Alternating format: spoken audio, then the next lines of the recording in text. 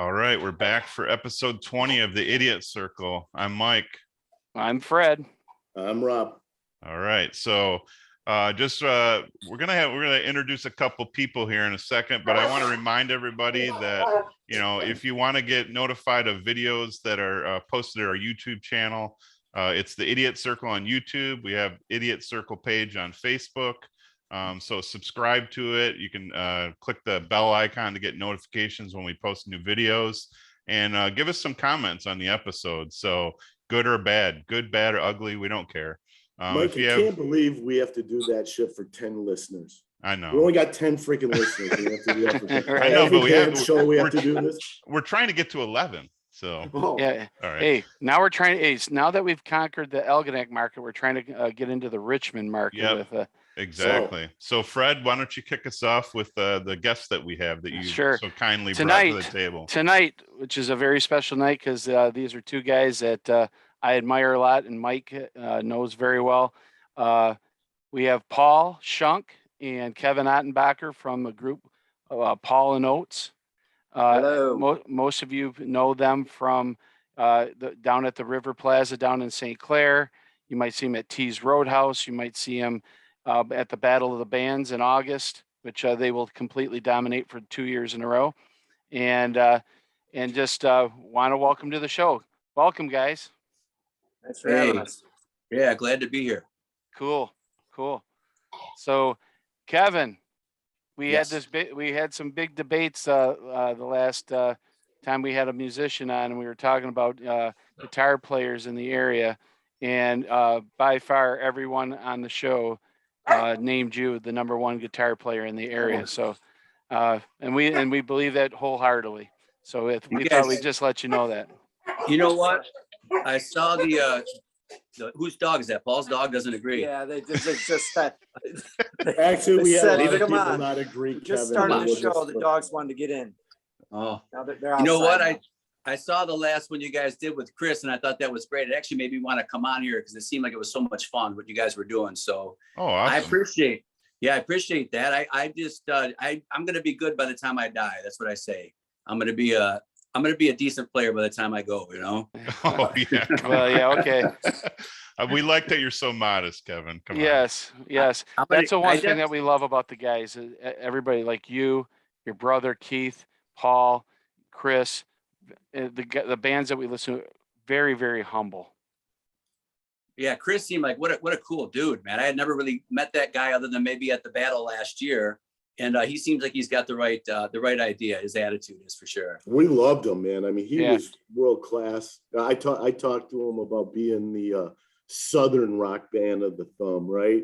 And he kind of got into that. And I don't know why I said it, but it just, they feel like that type of band when you watch them. They're kind of gritty, Southern dirty and gritty.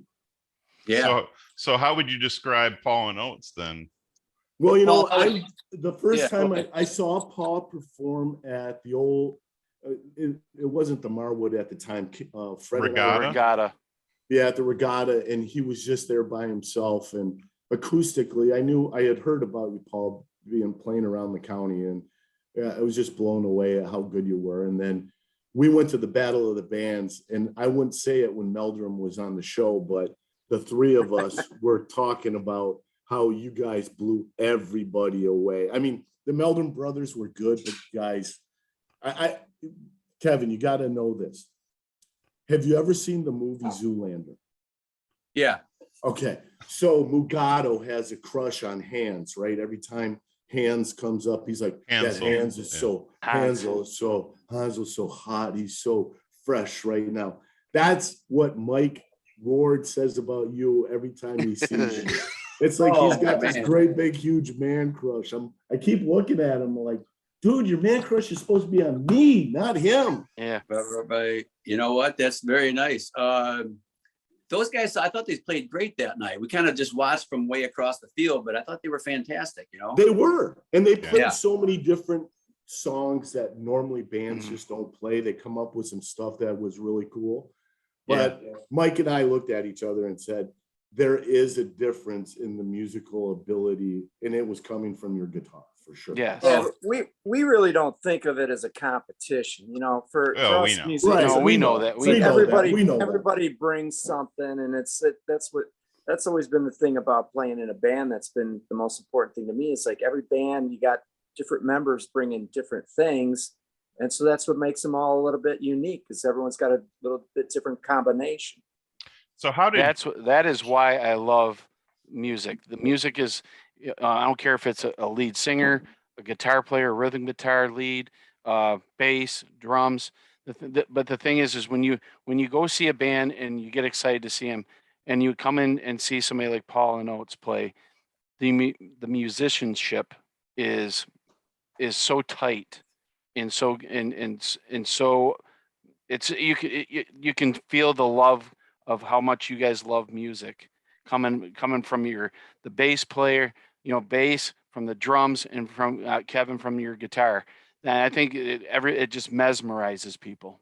It does, but don't take this the wrong way. In the same token with the Meldrum brothers, I would probably I can't believe I'm saying this, but I was going to see both you guys again. I understand how good you guys are, but they're just my kind of jam, right?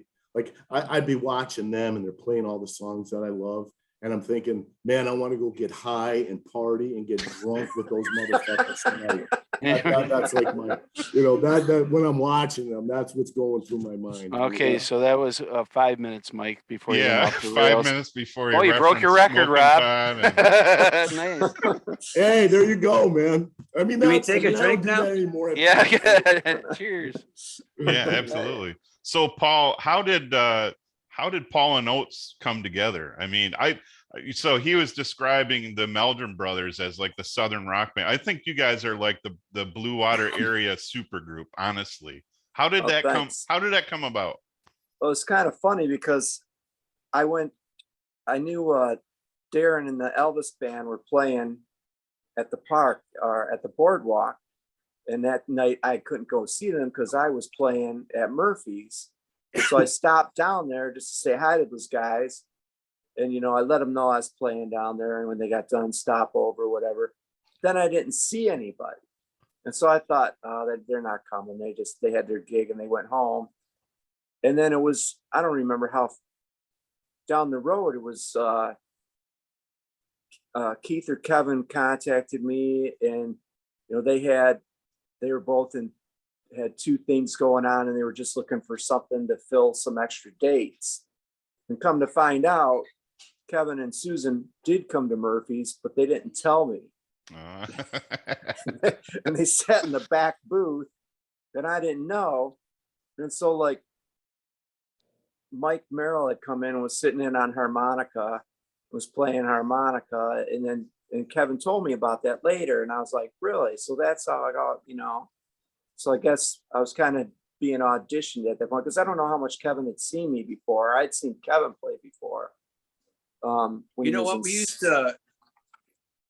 used to play in Planet of Fun. Yes. Paul would come in and sit in. And right. So I always knew Paul was crazy talented, and that probably never discussed this. It's good we're doing it on a podcast right now, but he just can sing. Paul has a great voice. And the greatest thing about Paul is he's so level-headed and just such an even-keeled dude that the older that Keith and I get, we don't want to deal with drama and craziness. We just want to hang with somebody that's just a good guy. And Paul is the epitome of that. He's just everything about that. So, boy, you just hit it right on the head too, Kevin, because when Paul told me that he was going to go practice with you guys, I can just tell you how nervous he was. Oh, because no, he did it. Because he just was like, I just want to do really good. I'm like, dude, seriously. I said that would be something I would do if you guys asked, hey, we need a singer tonight. Can you come and sing? Oh, talk about that. Were you really that nervous? I was. Yeah. It was like, don't screw this up. These guys, because it was like, I was playing with Bedrock and and they were like, well, those guys were like, well, you're gone. We're not going to see you again if you get that gig. And I was like, no, it's just a calendar. It'll just fill the dates, whatever, they just want to do a couple fill-in things. And the other time I remember, the first time I met and really had a conversation with Kevin was Bruce Meakin played guitar with Planet of Fun, and I played with Bruce in RH Factor. And now I play with him in the Hindsight Pretenders tribute band. But back then, Bruce had a bout with cancer. Yes. And I heard he was sick, and I was like, so I wanted to go out and see him, and I get there and he's not there, and Kevin's playing guitar, and I was like, oh man. But Kevin was like always this positive influence. He comes and goes, come on, man, you're gonna come up, you're gonna jam tonight, and then on the way home you're gonna feel like, yeah, I got up and jammed with those guys, and I did. And it was like there was just such this positive energy. And that's him and Keith are both that way all the time. You know, it's like. Yeah, well, So the funny thing is, Paul, I remember the night because Paul and I would, when he was jamming and stuff like that, and he and I hung out going to concerts and stuff. He called me up and said, hey, you want to go out and listen to some live music? I'm like, sure. He goes, hey, Planet of Fun is playing up at the Military Street Cafe. Well, it was Paul's birthday, and someone found out about it and told the band, and actually Paul came up and played Creep, Radiohead Creep. Yeah. And I just sat in the back, and I just sat in the back, and I'm like watching this, and I'm like, man, wouldn't it be great if Paul and Kevin got together? And I'm just sitting here thinking how good they would be. And next thing you know, here you got Paul and Oates. I'm like, oh, Paul, you got to do this audition, do whatever you got to do, do everything good, because I already saw Planet of Fun. I'd seen you with the Elvis tribute band, Kev, and of course, Mike, was a former student of yours. So, he used to tell me all the stories about how friggin' good you were. And then watching you play, I sit back. It's like sitting on a beach with a drink in my hand. I don't care what the temperature is. I feel just so awesome just sitting there watching you play.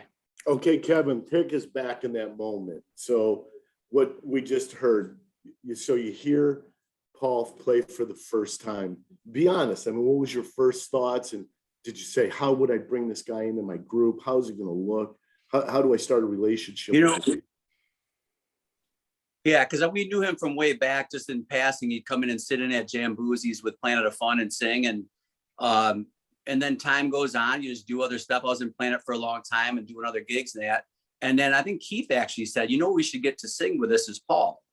And I always just assume that somebody wouldn't want to do stuff. I always just assume that they're not going to be interested. And that's just my personality, is to be kind of, I don't push things, I try to just hang back. But it came up more. I thought about it. I thought this would be perfect. Just do a trio. Paul can sing. Like I said, he sings so well.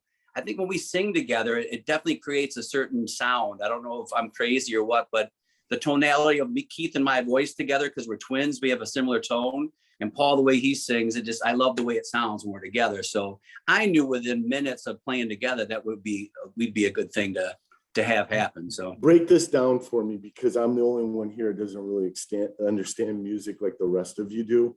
So, yeah. Tell me about, you're like a lead guitarist, right, Kevin? You're like the lead guitarist in the area. Paul plays what? Bass or accompaniment guitar? What does that look like? Talk to him. There's people out there listening. Paul plays bass guitar, and then I play basically, because it's a 3-piece. I'm trying to cover both rhythm and lead. I get a kick out of doing that. Try to cover as much ground as I can with just one instrument. And then Keith's playing drums. Actually, my brother Keith plays keyboard too a little bit while he's playing drums. It's kind of wild, but yeah. So Paul's playing bass guitar. Paul does play some acoustic with us too. We do a couple things where he's playing acoustic as well. Right. That's awesome, man.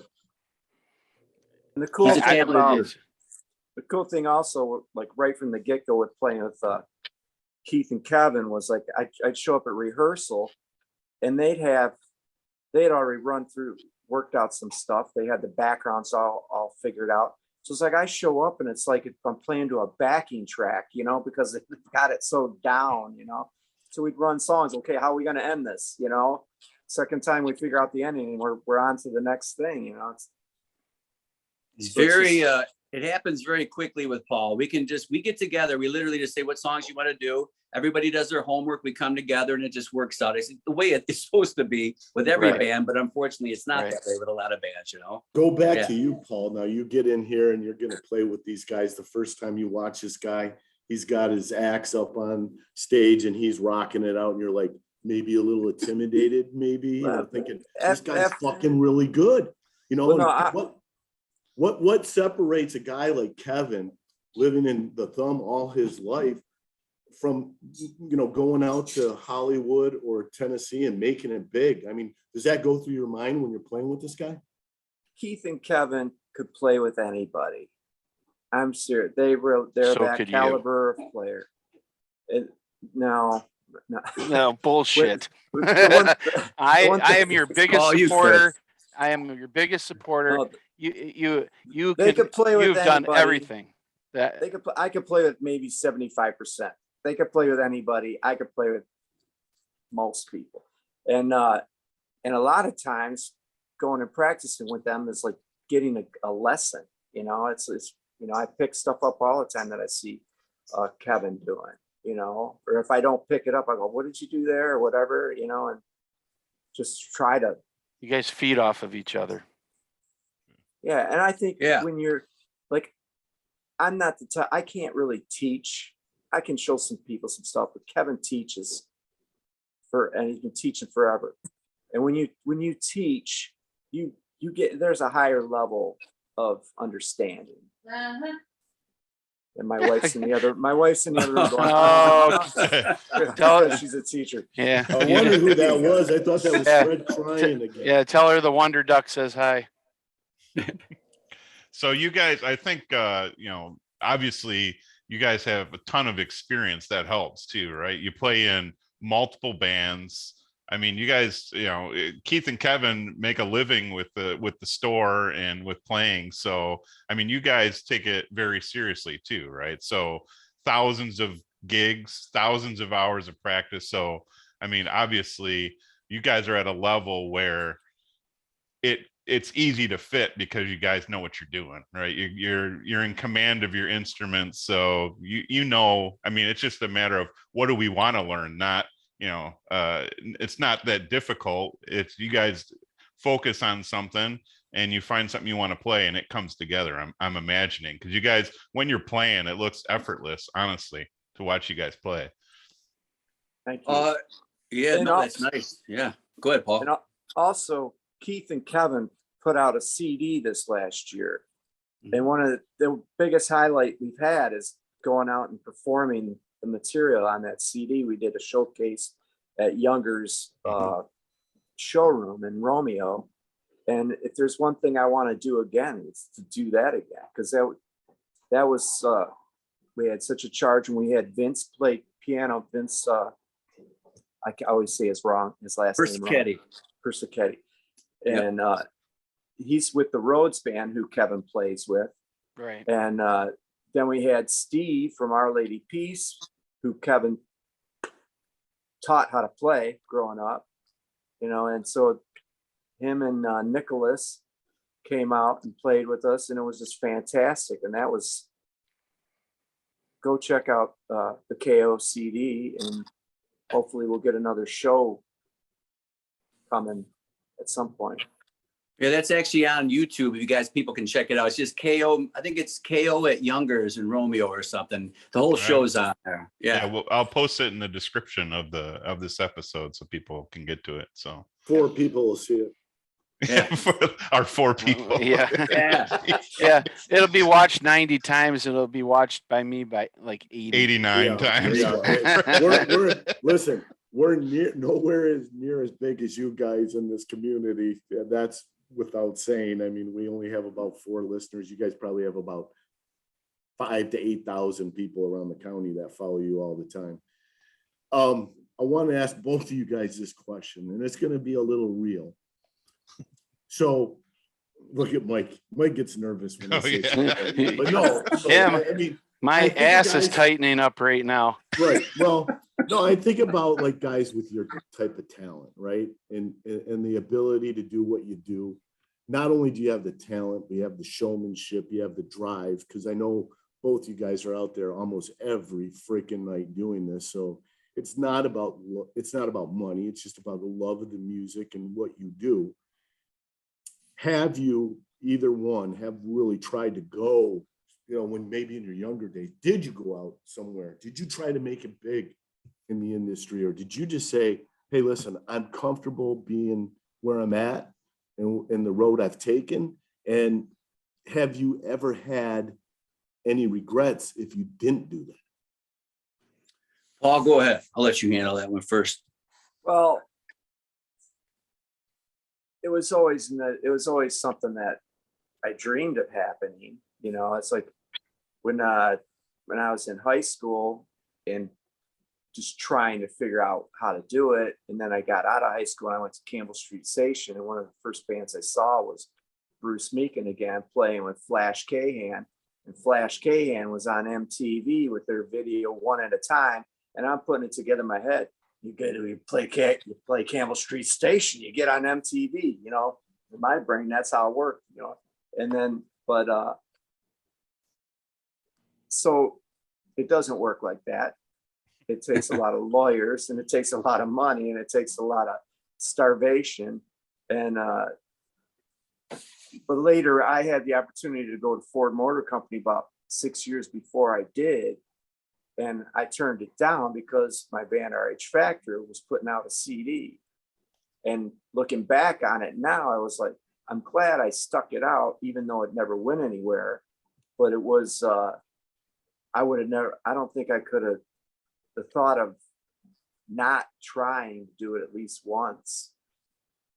And there's different ways of going about it. It's like, what as you get older and you realize the guys that make it are the guys, they had lawyers that were marketing them. It wasn't as much about the old dream of being discovered in a bar because some guy walks in and hears you. That doesn't happen. It's basically signed. So those stories we heard about Guns N' Roses and LA Guns and all those guys, they really were still marketed by some kind of marketing machine behind them. They probably signed half of their stuff away. Right. They're like their music rights and all that stuff. I mean, because Paul won Battle of the Bands with RH Factor, and they got to play Pine Knob and open up for Loverboy. I believe it was Loverboy. So wait, before that's you go any further, pretty Paul, badass. Talk about that moment. Did you think when that happened, hey, this could be our discoverable moment? No, because it was Loverboy they're on the same tour they're doing now. They were way past their prime, but it was a chance to play a great venue, and so that got a charge out of that. But Kevin, you guys played awesome because I was there. Go ahead. You remember that, Fred? Were you there to see him play? Yes, I was. Oh, that's cool. Very cool. Yeah. Paul, do you remember what you played that night? Do you remember?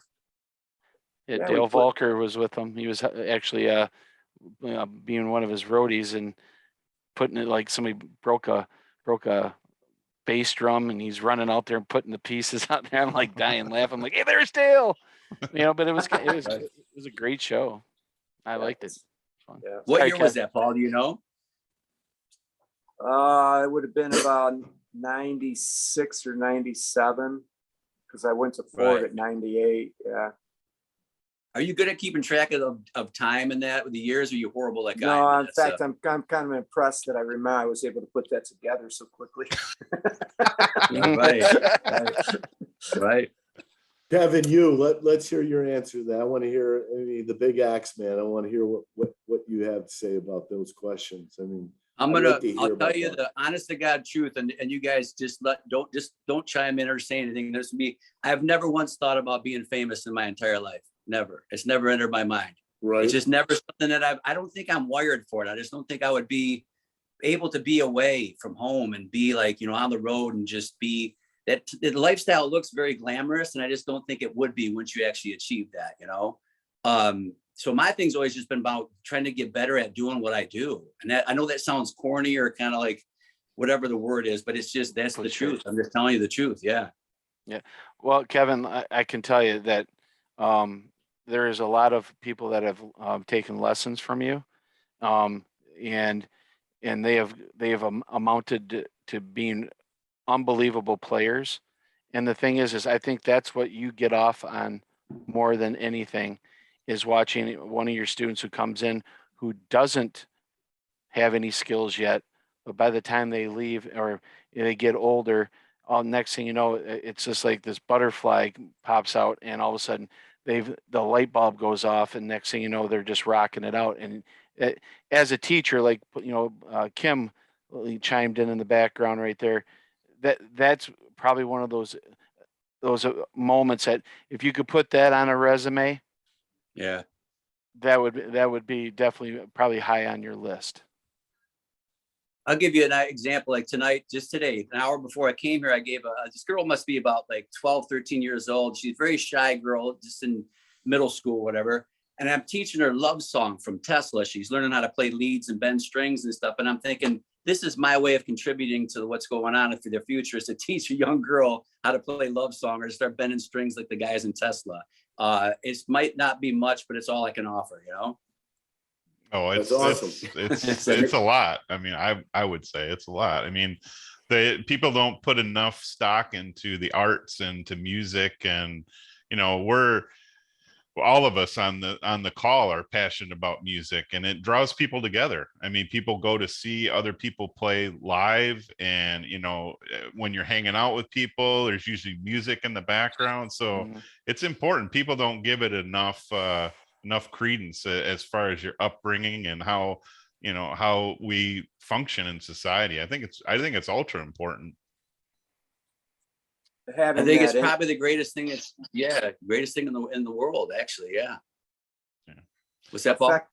I was just going to say, affecting someone else with what you do in that way and seeing them improve. What could be better than that? Well, exactly, like I always say, music, it doesn't matter if you're Republican, Democrat, white, black, Asian, German. It's all universal, and it brings. Well, maybe German. I don't know. Windsor, Attenbacher. Yeah, there we go. Yeah, but too many Germans on this call. That's right. Yeah, but the thing is it's universal, and it does bring people together. I mean, as stupid as We Are the World was, it did bring a lot of people together. I think these Live Aid, and stuff like that back in the day, where that's the last time Queen got to play together before Freddie died, and stuff like that. Those are things that you can remember, and there's always some kind of music in your mind, playing, because certain things are coming up, and I just different scenarios in life. Like for me, my mom was the minister of music at our church from the age of 11 until she passed away. And then she'd come home and we'd have Peter Frampton, we'd have Billy Joel, we'd have Barry Manilow, we'd have Dionne Warwick, we would have Queen. And then I'd be in my room and I'd have Kiss, Styx, Foreigner, Iron Maiden. I mean, and the list goes on. I think that's where, you build that eclectic palette of music. You're not just stuck in one genre. Paul, who were some of the musicians that inspired you? For me, it's more about songs. I've always been about the song. If it's a good song, that's what it's always attracted me. Yeah, you're a word man. If it was, if I had to pick, Elvis Costello, it's kind of like when I was in high school, I really dug him, and Joe Jackson, that kind of that punky 80s singer was kind of a big thing for me, but also Prince. Prince was the man. He was the guy. How about you, Kev? I'm Queen is my all-time favorite band. They're nobody can touch Brian May. I love that band. I always have. Kiss is probably the reason we started playing music, though. Keith and I, we probably owe everything that we're doing right now to Kiss. As goofy as that sounds too, but man, I love that band when we were kids. Holy crap. The fact that they're still doing it is insane to me, but you just got to start somewhere. People kind of make fun of them or whatever, but still, I just think that it's like a carnival with music attached to it, And there's good songs. They're good songs. They're catchy songs. And there's a lot of Yeah. songs that never even made the radio that were better than the ones that were on the radio too. I agree with that completely. Yeah. Mr. Speed would be one of them Yeah. for sure. Yeah, rock and roll over, man. All that stuff. We That had every one album of was those albums. outstanding. Yeah, it's crazy. We draw the album covers, man. That's how we spent our nights when we were little kids, drawing the covers, you know. Yeah, God, we love Kiss. So disappointed the Phantom of the Opera, or what's the name of the bad movie they made? Phantom of the Park. Yeah, Phantom of the oh god. That should have never saw the light of day. But other than No. that, we love Kiss, you know. Yeah, oh god. Yeah. I Fred's still gonna get watched it and I emotional. thought it was great. But yeah, it's so bad when you watch it now. It's so Yeah, like it didn't age well, you know. no. And then Fred, you with the Big Wreck stuff. Paul turned me on to Big Wreck. Now that's a huge band for me. I love that band. Ian Thornley is an amazing singer. He's the best guitar player you'll ever hear in your life. That guy is just ridiculous. So I appreciate you guys turning me on to them. Well, hey, my pleasure, because I turned Paul on to them. Yeah. I had Mike listen to them. I'm a big proponent of their band, and I have like spread the love for Big Wreck to as many people as I can, because I remember the first time I heard them, I was working at a marina, and the only station I could get in was the college radio station, and they played that song. Yeah. And I went berserk. And from What there, song was it? What song was it? That song. that song. That song. That Yeah, song. who's on first? Yeah. Still trying to figure out what a pocketbook Brando is. Yes. You know, do you guys do this too? I have this where whoever turns you on to a band, you always associate that person with that band for the rest of your life. Do you guys do that as well, or no? Oh yeah. Oh yeah. Yep, absolutely. It's really Mike- interesting. Mike hooked me. I mean, obviously he's a big Rolling Stones guy. My cousin Mary Beth is actually the one that introduced Kiss. Kiss Alive was the first Kiss album I ever heard in my life. Yeah. And then Styx Pieces of Eight, and Yeah. then Foreigner's self-titled album. Okay. And she let me borrow those 8 tracks, mind you. That's how long ago it was. And I wore those things out when I was able to, get a stereo system, and it had an 8-track and a cassette and a record player. The first 8-track I bought was Kiss Rock and Roll Over. First album I bought was Yeah. Alive 2 and Alive 1. I bought them both at the same time. And then the cassettes I bought Pieces of 8 and Grand Illusion. That's cool. That's a good question that we should go around the table. The first album you ever bought with your own money. So what did you say, Fred? What was your first one? Well, those were bought for my birthday. My Okay. first one I ever bought on my own was Aerosmith Rocks. Oh my God, I love that album. Yeah. Holy crap. By Yeah, I far, used to listen- I their learned all best that- album. I learned that with guitar parts, dropping the needle down and learning it. That's how old I am anyway. But yeah, I love Rocks. I still listen to that all the time. Last Child is one of the best songs ever. And Dirty Honey does a rendition of it. If you haven't heard Dirty Honey yet, Kevin, I strongly recommend you listen to them, because they're fucking outstanding. I'll check it out. How about you, Mike? What was your first one? Oh God, it's gonna embarrass the hell out. It's not gonna embarrass me, but you guys can probably be like, "What the hell?" Kenny Rogers, The Gambler. That was the That's first cool. album Yeah. I ever bought, and the first album I ever got was Johnny Cash Silver, the one with Ghost Riders in the Sky on it. So Yeah. I was my dad's a big like classic country guy and 50s music guy. So yeah, Kenny Rogers, The Gambler. It's still my favorite album to this day. It's really good. That's So. cool. Hell yeah. Yeah. How How about you? Paul? you? I think my dad used to go to P-Car's stereo down in Harper, down on Harper. And he had this Macintosh stereo, and they always had the records in there, and I always go through the records. And I think I remember getting the Queen "We Will Rock You" album. News of the World. The robot hand sticking out. Yeah. News of the World. Yeah, that's the one that stuck with me. My mom loved that album. Yeah. How about you, Kev? My first album I ever bought with my own money was Billy Joel's 52nd Street. Oh, that's an Nice. awesome album. Great And album. I still listen to that album. I'm not joking around. I'm not exaggerating. I still listen to that album 20 times, every year or something. It's like, Oh yeah. it just is a favorite album. I dig it. Yeah. One of my favorites was The Stranger. by Oh, Billy yeah. Joel. Oh yeah. Yeah. He's coming in a few weeks. Are you guys going to see him or no? No. No. I How about wish you? you had Don't? $1,000. I've No. seen, no kidding. Yeah, I've seen him twice, and was outstanding both times. How about you, cool. Rob? What was your first album? So my parents were basically hippies, so they had a crazy collection of music. So I would go down and pull out like the Doobie Brothers live at was it Fillmore East and Pablo Cruz.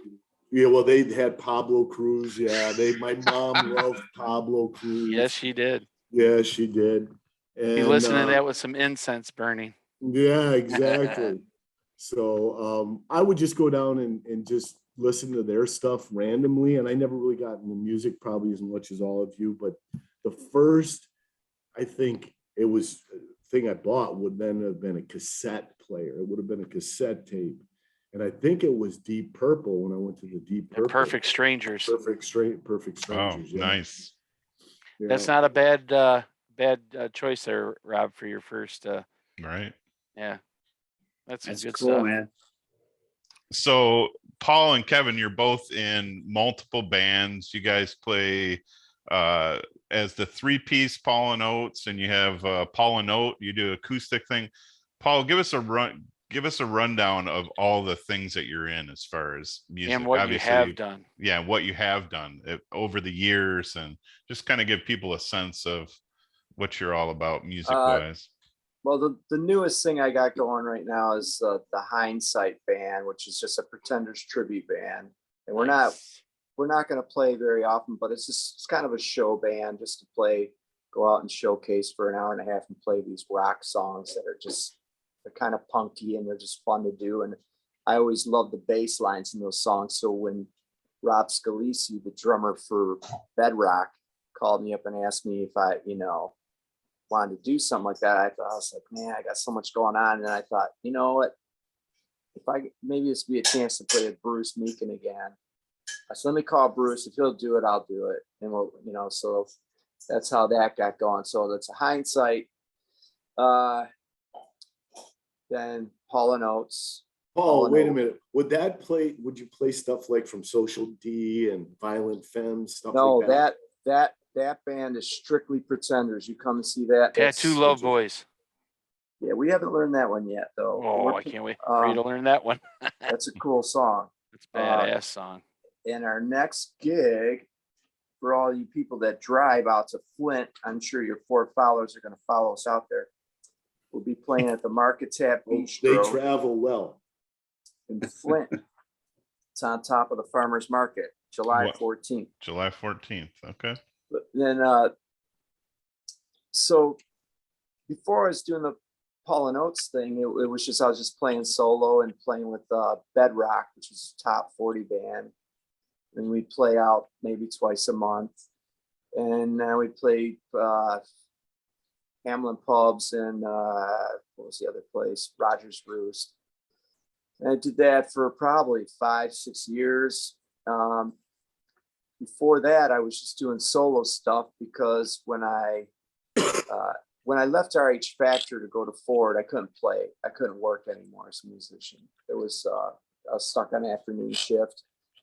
So, but in the 90s, I was in RH Factor. Before that, I was in several top 40 bands. So probably the only one anybody really remembers was Detour, which is pretty popular. Yeah, I forgot about that. Port Huron band.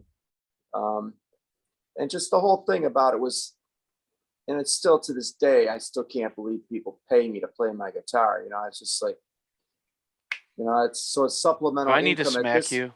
It's a supplemental income at this point, but it's when I was a kid and I realized I'm going to quit my job and do this. That was just like, I thought I was living the dream, even if it was local. It was back in Paul, the 80s. I can tell you right now, you're your mom and dad thought you were the unbelievable people, just an unbelievable Thanks, performer. Fred.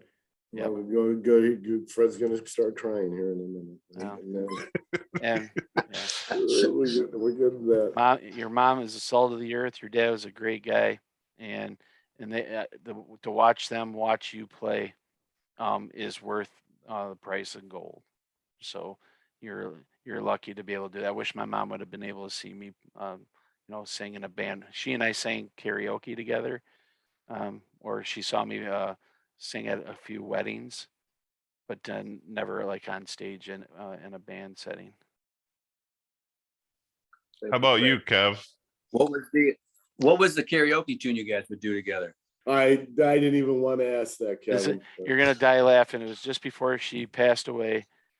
She wanted to do Endless Love, and I had to do the Diana Ross parts, and she had to do the Lionel Richie parts. Right. Oh my gosh. I thought you were gonna Yeah. say it. You're gonna do "Don't Go Breaking My Heart." Kiki. Oh, we did Kiki D and Elton John too. We've done that too. Yeah. Nice. Yeah. As far as the bands, we've done this so long, I could start naming bands that nobody would even remember. Like we had a band called Dude. I If you can remember. believe that. I remember. I remember. Yeah, we wrote some original songs back then. And there was a band called Ulroth, which meant nothing. I don't even know what that name, why we ever came up with that. ULROTH. That was the name of one of our first original bands. And then Dude. And we played with Ronnie Masters down at the Haylofts. We were doing like Sly Boy. We were in that band for a long time. And then there was a band called Our Masters. Ronnie actually was a pretty important guy in our life. He's a really talented vocalist. I don't know if you guys know Ronnie at all, but Yeah. And then I probably got into Planet of Fun. I played with them for a long time. And like Paul's been talking about Bruce. Bruce is one of the nicest guys you'll ever meet. Anybody that plays around town has nothing but good stuff to say about Bruce. Unbelievably talented and just a great guy. So I enjoyed playing with those guys. Actually, I was filling in with them, like Paul said, when Bruce was sick. And then it just worked out that we actually played together in that band for a long time too, which was cool. And then from that would be, now I'm playing and we do the Paul and Oates. We do the Paul and Oates with acoustic. We do the Elvis tribute show. Keith and I are in that with Larry Banner on bass and Vince Persichetti on keys. And our buddy Darren does Elvis. He's got the sideburns. And then we do a band called the Rhodes Band, the Rhodes keyboard, the old 70s style keyboard. The guy Vince sings and plays in that. Vince is an incredibly talented guy too. He can do the Journey stuff and Foreigner. He can sing all that stuff. He's a really, really talented guy. So, and that's pretty much present day now. I'm sure I missed a bunch in that recap, but that pretty much gets us caught up. Okay. Do you have any other original bands? Kevin? Do we freeze? Oh, My phone- There he he's is. back. There he I is. got it. I'm back. I just paid DT. The jitterbug went out. Hey, DT.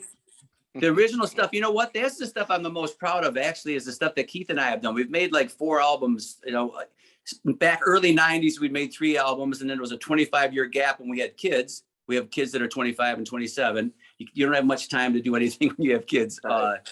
And then now I figured it was 25 years later, we actually made the brand new one that Paul, played with us at Younger. So I love doing that stuff. It's, you get to be creative, do your own thing. Mhm. So, Paul, what would you say was your favorite gig of all time? Now, you've played thousands of gigs. I'm assuming at this point you've been playing since Christ was a carpenter. So, what was your favorite gig of all time, if you have one, or if you have a couple? Man, well, the playing Pine Knob was pretty special. Last year we had an RH Factor reunion that was pretty special up in Alpena. And that was it was special because just getting all the guys from that band back together. I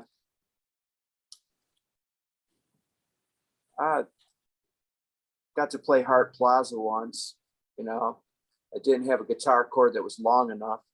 So it's like we're going to, and we were 4-piece at the time, and went in to Pump It Up by Elvis Costello. And I'm walking up to the stage doing the cool rock strut, and then I hear my guitar pull out of the amp, and I turn around and I got about 15 feet between the up in the end of the court. And I'm looking over to the side of the stage going, and there's like 5 roadies there just looking at me. I'm like going, someone gonna help me out, you know? That made that one memorable. Yeah, that's about it. I don't know. There was. Oh, do you ever play harpos, Paul? I never did. I played the Ritz a couple times with RH Factor, but I never got to play harpos. God, we did harpos so many times back in the day, man. That was fun. Yeah. You have to play. The thing about that place is the PA was so loud that you had to play basically like bedroom level, or else they just skin you alive. They were just mad if you played. Yeah. Yeah. I just wondered if you ever did that, Paul. You did Pine Knoblo. That's fantastic, man. That was cool.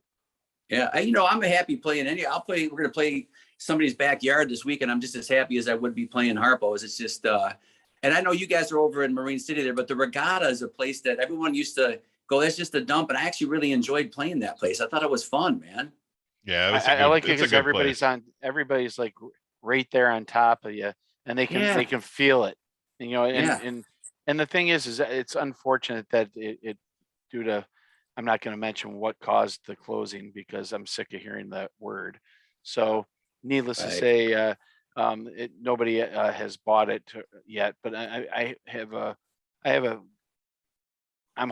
hope that somebody ends up buying it and it brings back live music to it. That's one thing that we talked about 2 weeks ago is Marine City's really has missed out on a lot of opportunities of having live music, and they're starting to finally get their shit together. Now that Gord's is reopening, and they're going to do bands. They're going to do bands. They're going to be on the show in a couple of weeks. Yep. Gars had. Did you play on the patio yet? Yeah, Paul? I played in the back one time. Yeah, it was nice. Yep. Now they have it in the park. I know St. Clair has the Plaza, but Marine City has the Nautical Mile. Right there, right next to the Riviera and where Gord's is. It's a perfect spot where they could do something like St. Clair does. Is that where we did the battle? Is that place? Or no? Yeah. Okay. Yeah. Now this year it's not there though. I don't think. I think it's somewhere else. No, really? I think it's there again. Oh, it is there. Okay. Yeah. I think there was a lot of rumblings that people were pissed that it was going to be somewhere else, and they just decided to bring it back there. Okay, So, that's which is a good thing because it's a perfect setup for something like that.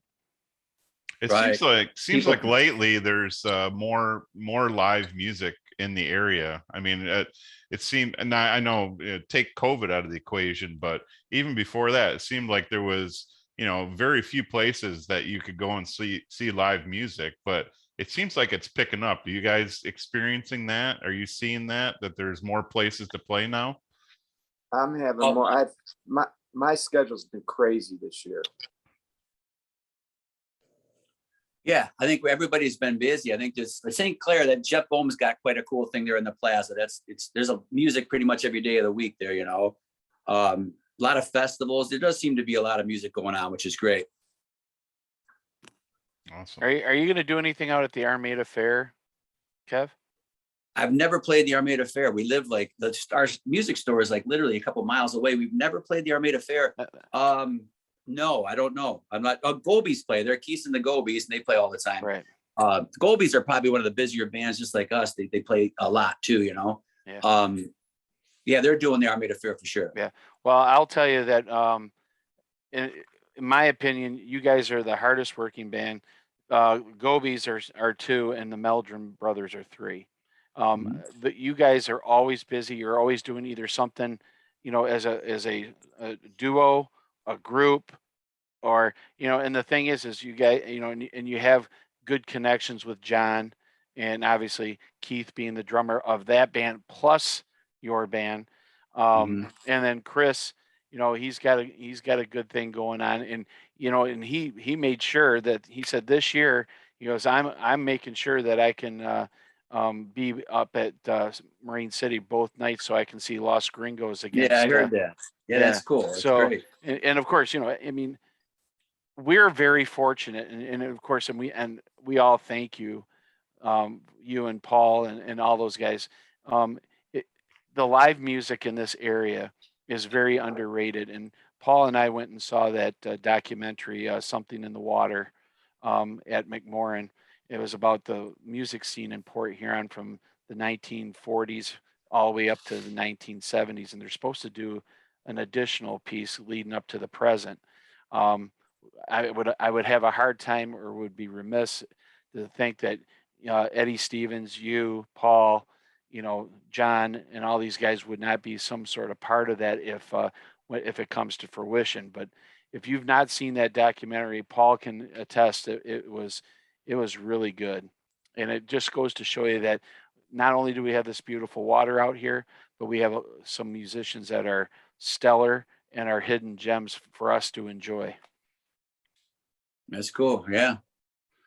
Guys, Remember Paul maybe saying- before we wrap it up, we'll talk about the families that support this passion for you, because that's got to be a hell of a support system to be able to do that night in and night out. It's huge.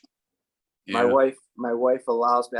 I think if I book one more gig this summer, my wife would shoot me, but she seems to just always be like, she's like, I come home from work and then I go downstairs and start loading up the van, and I'm like, but she supports me and has been behind me since day one.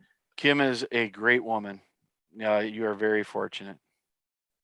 You know what? That's so incredibly important. People don't realize, man, the support. Like my wife, Suzanne, literally will get on the phone and she's calling people to come out to see all the gigs. And she's so supportive. If you have somebody at home that's giving you a hard time, it can make it very difficult to do what we do. So we're lucky that we've got wives that are either don't want us to be home or.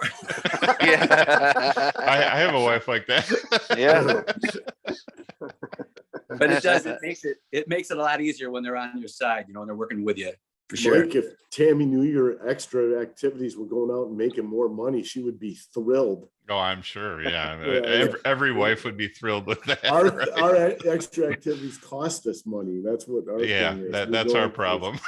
Yes. Mike and I travel around foodies, hitting places, sporting events, but it costs us a fortune when we do it. Hey, you can't put a price tag on the memories, Rob. You Come can't. You just can't. Rob, you should hear Kevin's rendition of Take Me Out to the Ball Game on his guitar. Oh It's, yeah, I did do it. Yeah. That's on YouTube. Yeah, or not YouTube, but Facebook. I did that. Yep, Yeah, it was awesome. that's Actually, cool.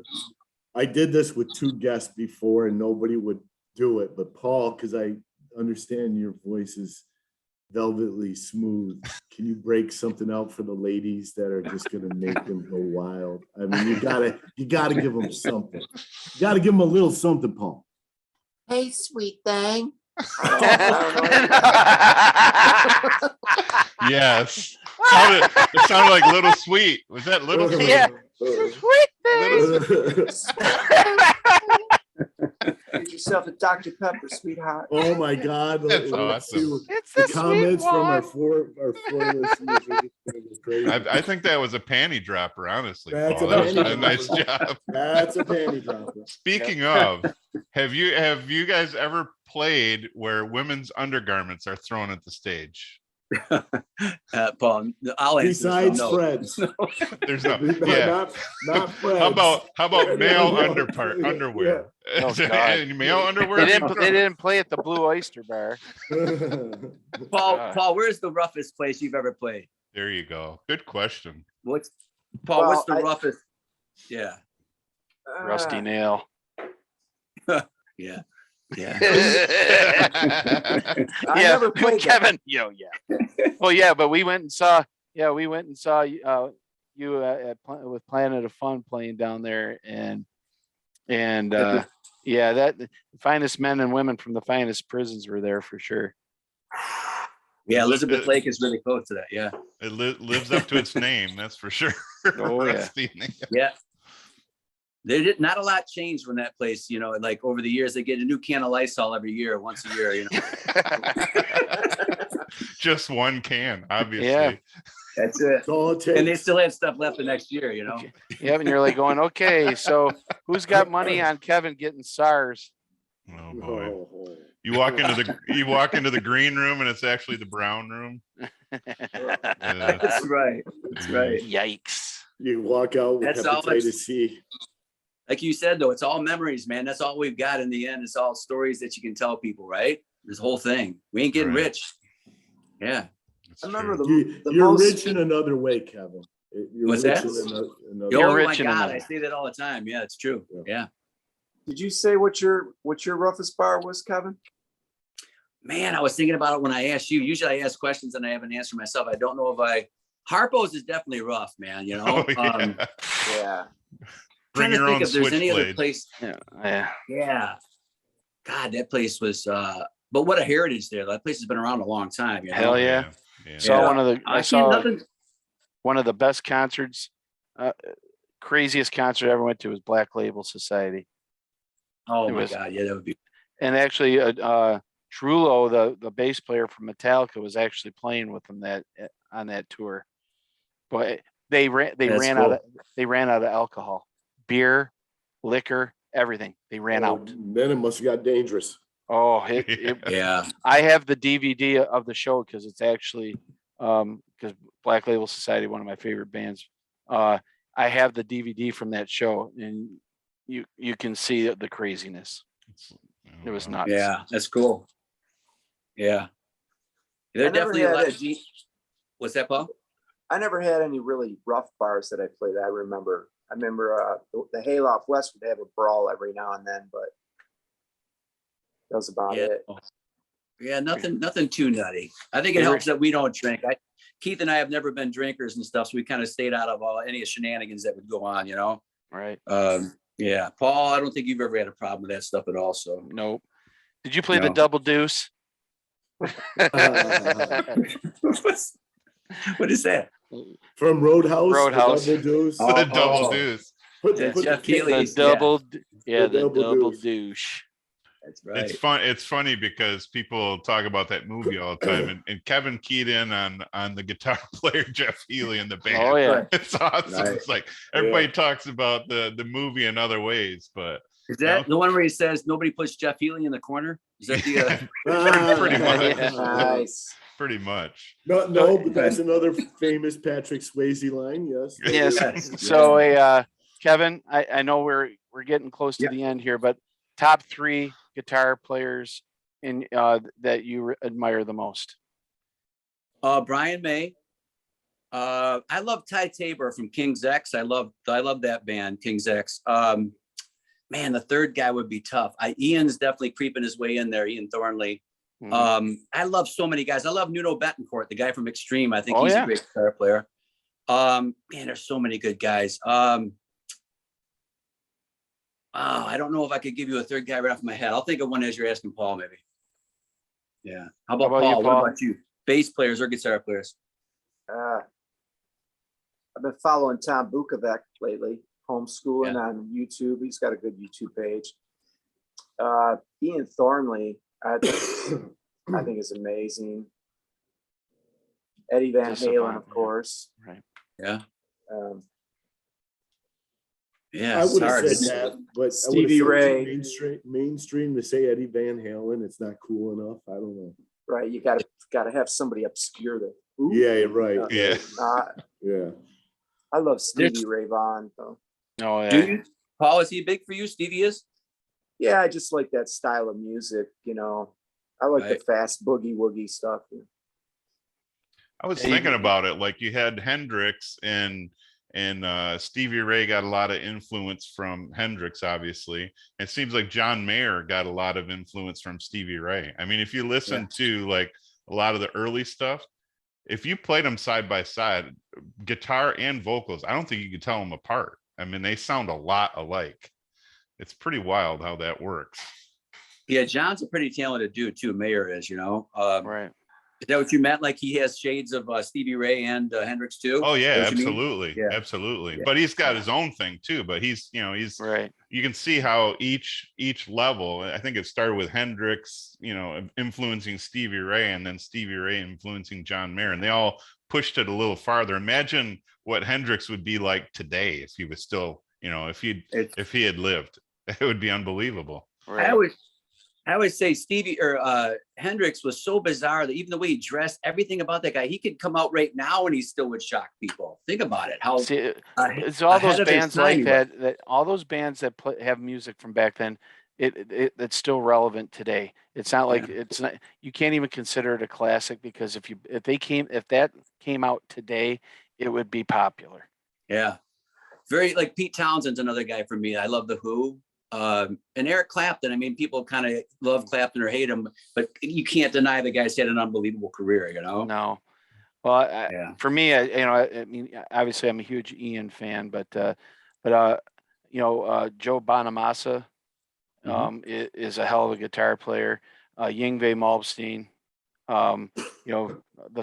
the fancy all over the place type thing. George Lynch was a guitar player that I liked back in the day from Dokken. And you gotta say Slash from Guns N' Roses. Mhm. I mean, just unbelievable. And even if you want to throw somebody in there, you can even throw Miles Kennedy in there. He's a hell of a singer, but he can still rock shred on that guitar. And my Right. dark horse too would be Rick Springfield. As weird Yeah. as that sounds, that fucker can shred on a guitar. Yeah. Just like, Pat Benatar's husband there, Neil Giraldo was on a lot of that stuff too. Playing, I think he's the guitar player on Jesse's Girl, isn't he? Playing the solo on that? I think so. Yeah, that he's a great player too, actually. I always gauge who's really popular by what kids want to learn. And over the years, it's funny, I've taught a lot of Van Halen licks. I've taught a lot of George Lynch was actually a big one back in the day, and then you guys are going to laugh, but Kurt Cobain sold a lot of guitars, man. I mean, I know he's not a guitar hero, but he definitely got people who want to play guitar. And it's just funny how that changes over years, who gets people into playing music. It keeps changing all the time. Taylor Swift was a big one. I know you guys were laughing about that on Chris Meldrum when he was talking about Taylor. Right. It's you wouldn't believe how many guitars we sold to girls that wanted to start playing because of Taylor, Well, she writes her own stuff too. That's that's amazing these days. I mean, she does have some co-writers and stuff, but most of it's her. You got to give her credit. She sold millions of records, and the tunes are catchy as hell. You can't deny that. Right. Exactly. Yeah. Yep. Yeah, I'm with Paul. I think music is more. I'm more of a song guy, and to me, if you can't hum the melody, it's not a song. There's a lot of technical players out there that you listen to their music, and it sounds like four people in a band. They're all playing four different things with all the different time signatures and all that crap. I mean, to me, give me a good song where you got the verse, chorus, verse, and that's good enough for me. I mean, that's my kind of music. So yeah, Tom Petty, stuff like that, right? Tunes that are just well written. Is that what you mean, Mike? Exactly. Yeah. If you can't hum them, it's not music. Right. So there you go. Yeah. Awesome. Now the end of the last one I watched you guys with Chris, he brought up a sports thing. Is that something you guys do every episode? I haven't watched enough of these to say. We do a lot of sports stuff, but we've been doing a lot of sports stuff leading up to it. Then when we wanted to get more into the music thing, because Mike and I are really into the music stuff, and of course, obviously with I've known Chris for a long time. I've known Paul for a long time, and Eddie Stevens and all those guys. So we wanted to promote some local bands because sometimes people don't get a chance to see, they see you up on stage, but they don't get a feel of the type of person you are. And I think when they see how humble you guys are and how you carry yourself, it's just gonna grow an audience for you.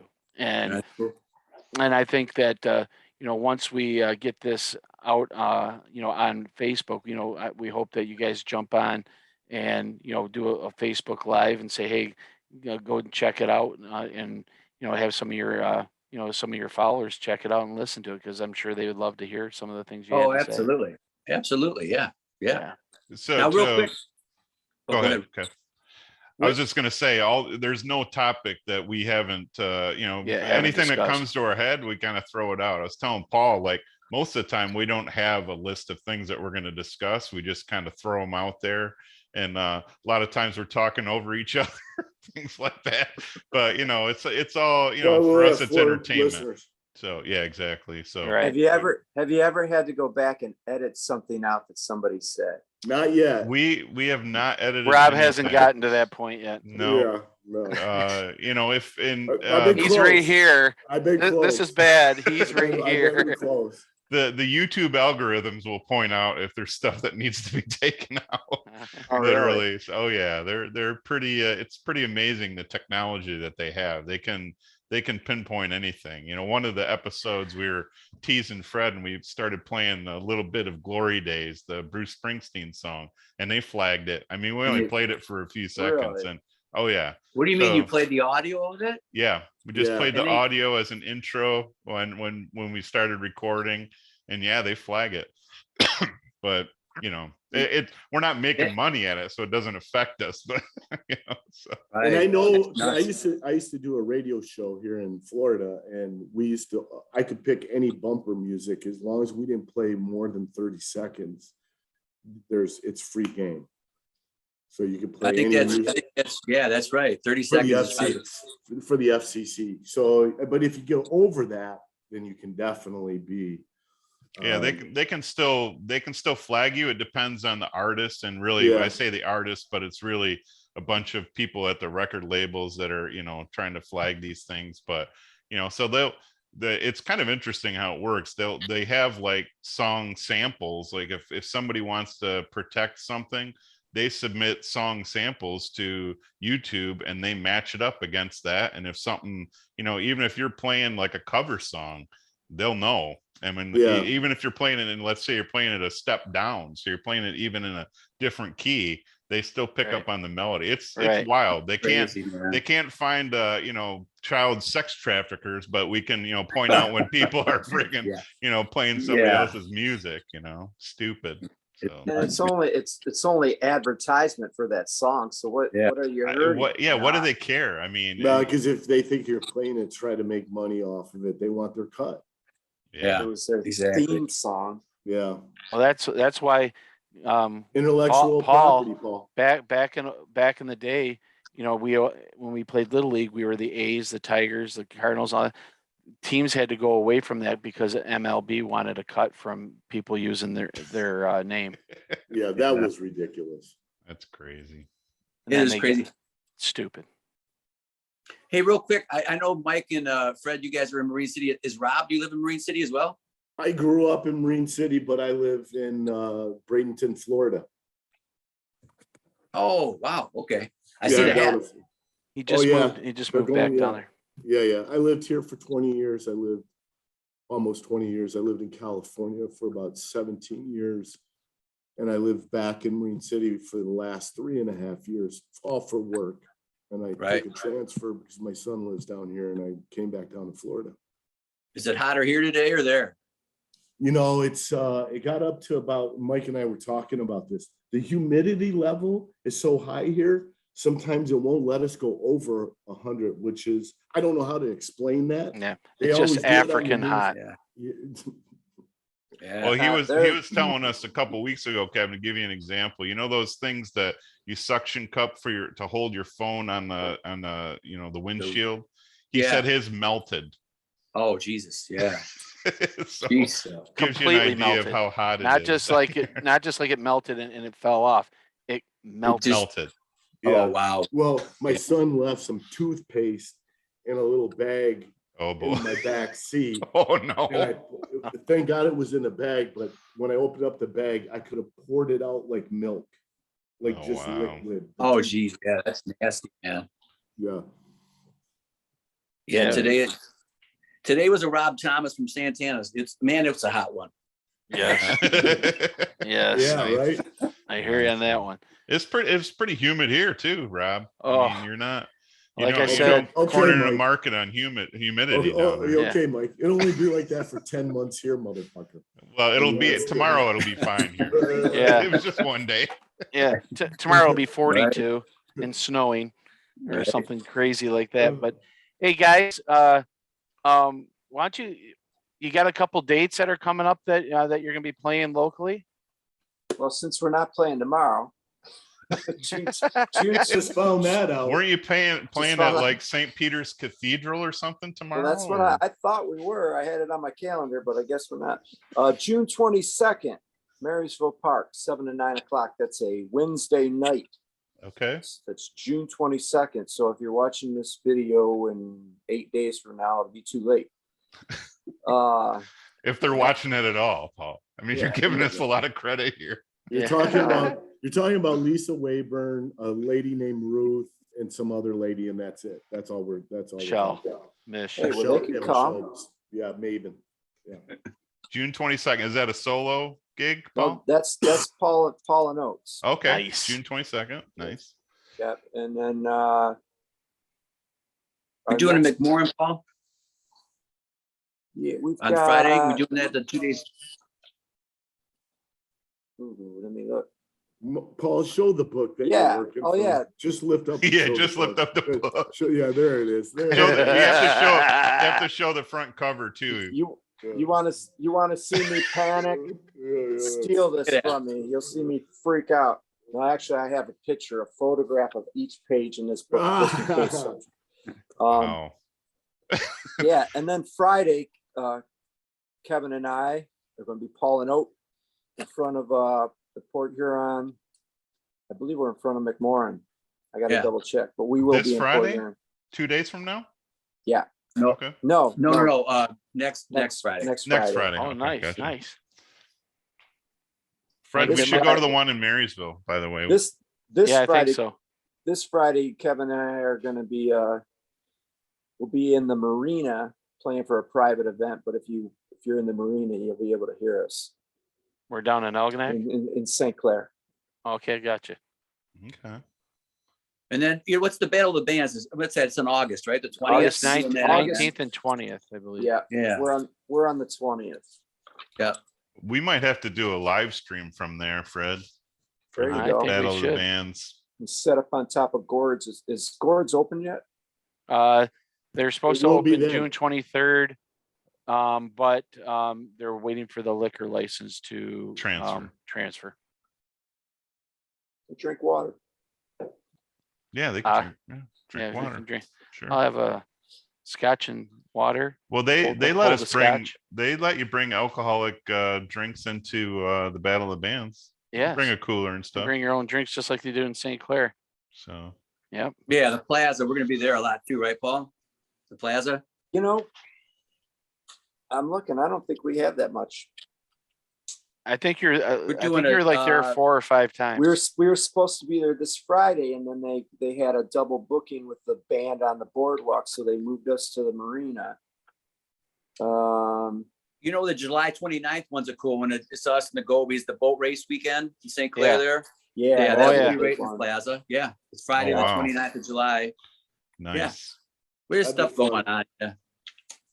Keith's pulling Follow- double duty then that night, huh?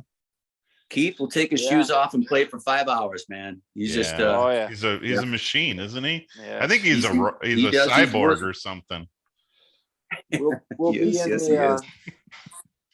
we'll be in the Plaza August 7th. That's a Sunday afternoon from 2 to 6. I'll be down there because that's my birthday weekend. So I Oh, will nice. I will request that.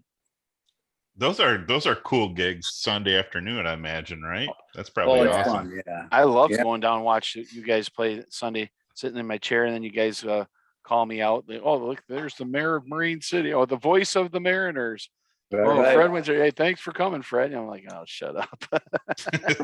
Because Oh, I'm he sure loves people it. from St. Clair really care that the voice of the Mariners are there. He when eats they're that the shit up. Don't let him. He eats Don't that let him shit fool you. up. Yeah, don't let him fool I you. think Mike's right though, man. That's how you get together with everybody. You go see bands play. It's like a meeting thing, you know. That's why music's so important for that stuff. But Absolutely. you catch up with people you haven't seen in a while. Yeah. Yeah, I love it. There's nothing that a part of my life that doesn't have music in it. So I'm all about that. I totally agree with that statement. Yeah, Well, it's cool. guys, what do you think? We wrap it up? I think we wrap it up. Yeah. Yeah. So Hockey's So- coming on. yeah. Yeah. hockey's Yeah, coming. baby. Yeah. Oh, yeah. Well, hey, thank you, Paul, Shunk, and Kevin Ottenbacher from Paul and Oates. Yeah, man. Just as a reminder, we will be on the YouTube channel, subscribe, get notifications when we put a new show on. Also, we will have it on our Facebook page, The Idiot Circle. And we also will connect, Kevin, we're going to put your information at link in there to be able to see that concert, that KO at Youngers. And, so Yeah, people cool. can get a chance to listen to that. And then anytime that you guys jump on there, if you guys want to comment on there, Paul and Kev, if you want to throw some dates of that you didn't get a chance to mention, you want to throw them in the comments down below. I'm pretty sure a lot of people read what they has to say underneath it. So hey, we really appreciate you guys coming on. Again, Absolutely. love you guys, and anytime that we can come out and see you play, Mike and I will be there, supporting the hell out of you. That's for sure. Sweet. Thank you. All right. Thanks, guys. Appreciate Thanks, it. guys. Great job. Take care, man. All right, see you.